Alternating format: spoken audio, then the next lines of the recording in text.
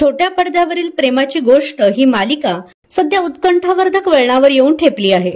अशातच आता नुकतीच या मालिकेत मुक्ताची बहीण मिहिकाच्या भूमिकेत एका नवीन अभिनेत्रीची एंट्री झाली आहे.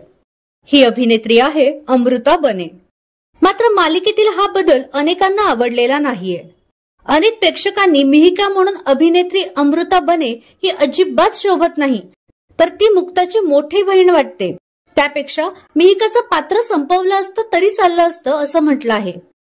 तर काहींनी ही मुक्ताच्या बहिणीपेक्षा तिची आई वाटते असंही म्हटलंय. चांगल्या मालिकेची पार वाट लावली. आधीच मालिका भरकटच चालली आहे आणि त्यात असले बदल. जुन्या मिहिकालाच पुन्हा मालिकेत परत आणा अशी मागणी अनेक चाहते करत आहेत. तर तुमचं प्रेमाची गोष्ट मालिकेतील या नवीन मिहिकाबद्दल काय मत आहे हे आम्हाला कमेंट बॉक्समध्ये नक्की कळवा.